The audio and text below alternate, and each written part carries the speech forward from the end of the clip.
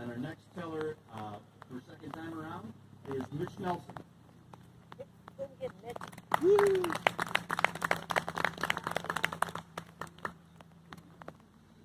So, it may come as a surprise. It may not, depending on how long you've known me. But I grew up in a trailer park. It was pretty fun. It was actually a lot of fun growing up. One of the cool things about living in a trailer park, though, is when the friends moved, their trailer got dragged out. And if those kids had left any toys under that trailer, we got it. It was amazing. So every time every time somebody moved, we got a couple new toys, usually. It was pretty cool. We liked that. Now, one of the weird things about living in that trailer park was, as we were playing around in the afternoon one time, we met the strangest lady I had ever met. She was old, and she was angry because we were loud children in summer at 2 o'clock. And my sister and I looked at each other and said, what kind of lady is mad at children for playing in the summer? And we both knew exactly, almost together we said, has to be a witch. And then we laughed, and we were like, ha ha ha ha, no, there's no witches, there's no such thing as witches. Well, years later, I finally, it took me a while, longer than most kids, but I was actually pretty happy that I had figured out how to ride a bike. And what I ended up doing was using the hill that was built into that trailer park to get some momentum so that I could finally get enough speed to get my feet on the pedals without dying, And so I figured out how to pedal, and I'm cruising down. And finally, I got brave enough one day, and I got good enough that I thought, well, okay, usually when I got to the bottom, I would stop and then turn and then just walk the bike in. Well, this day, I decided I'm going to try to make that curve into my driveway because the whole thing was gravel. And so I made that curve, and then I stopped making that curve, and then my back tire started doing that thing, just spinning out a little bit, and then I wrecked. I wrecked hard, and I rolled, and I rolled, and I rolled. And this is going to be really sad, but I rolled right over the top of a cat. I killed it. It was dead, and I knew the cat. It belonged to that old lady next door. And she had been in that trailer park since before it was a trailer park. I swear, there were trees built up, grown up around her trailer. There was no way. I didn't know how they would ever, I don't know how they got the trailer in there. She must have put the trailer in and then planted the trees 50, 100 years ago. Who knows? So I crept through that path to her front door with her little cat, and I knocked on the door, and I said, Mrs. Kroll, I'm so sorry I killed your cat. And she looked at me so angrily. She said, Mitch Nelson, you killed my cat. She says, I'll get you for this. I thought, no, I can buy another one. I'll do chores for anything. And she's like, no, get out of here. And I ran. I left the cat and I ran. I was scared. Man. Well, a few days later, my grandpa was over babysitting, and we were talking about stuff, and I told him about what had happened, and he and I laughed, and he said, yeah, she is pretty funny. He said, in fact, back in the day, we would have thought she might have been a witch. He goes, and I said, yeah, but there's no such thing as witches, Grandpa. He said, yeah, I suppose not. And so life went on for a little bit. I played some more, and then all of a sudden, and I don't know if I told you this at the beginning, but back then, I didn't have this problem with my hands. I had pretty normal hands. And but as I went through my days, my wrists started hurting just a little bit. They just started hurting a little bit. And I thought, well, that's interesting. Maybe I'd been biking too much or whatever. I didn't know. Maybe I hurt myself more than I thought when I rolled over the cat.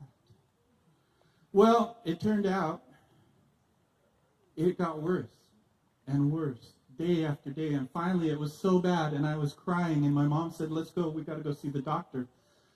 And he did the thing. He did everything. He took the x-rays. He looked at it. He held my hand and moved everything around, and I winced every time. And he said, I don't know what's going on. I really don't.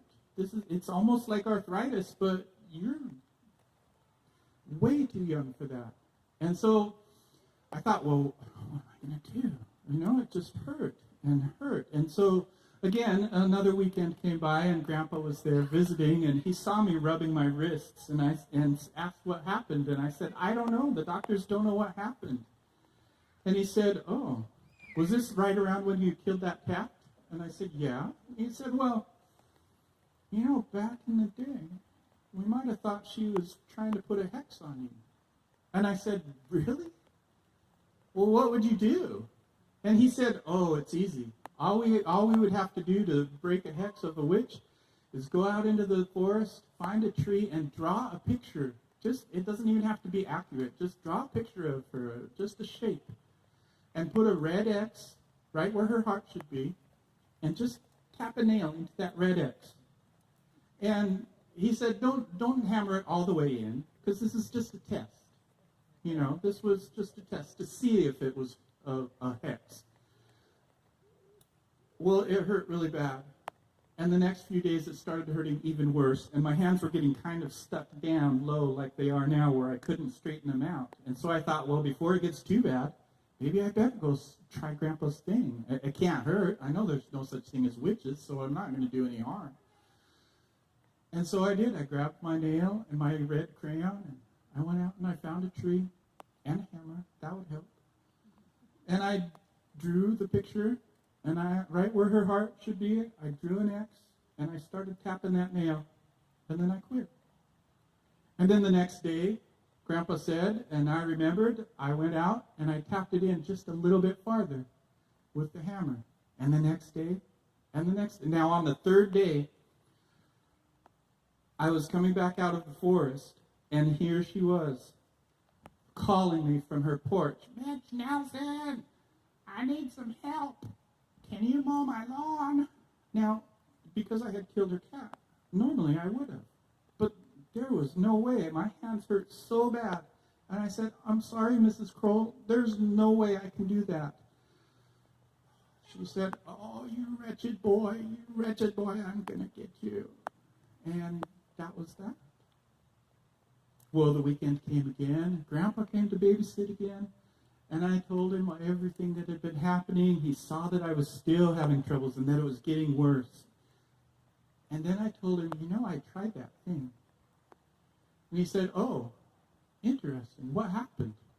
I said, I don't know, nothing really. It still hurts like mad. And he said, well, has she asked a favor of you? And I said, yes, actually. She wanted me to mow her lawn. She'd never even talked to us before. And he said, oh, did you mow it? I said, no, my hands hurt so bad I couldn't. And he said, okay, all right, good thing, because back in the day, if you had helped her, it would have broken your curse, your little saving thing. Well, I thought, wow, this could, I don't know. And so here she came again. All right, here it was, a few more days, and my hands were getting worse. And I tapped that nail in religiously every day after Grandpa told me that, because I thought maybe it was working. And on the 5th day, she came very, very low, very, very feebly, stumbling towards me. She said, Mitch Nelson, you killed my cat, and you won't help an old lady. And now I am very, very... And she died.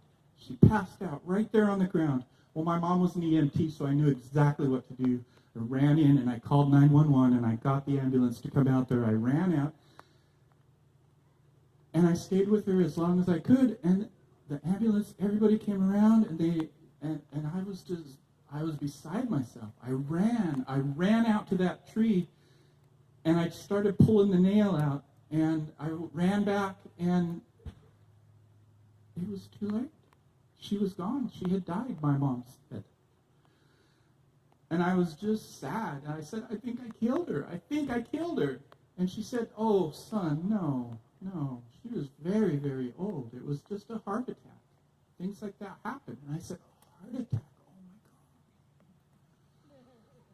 Well, because she had died, she left her house, and eventually they cut down a few trees, and they dragged that house out. And my hands never got better. They stopped getting worse, but they never got better. I'm here now, today like this.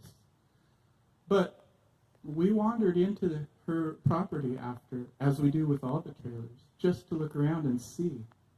Because this was one of the more curious houses that we'd always wanted to see what was hiding under that tree, under that house, anywhere out there. And as we were wandering around, my sister said, Mitch, come here.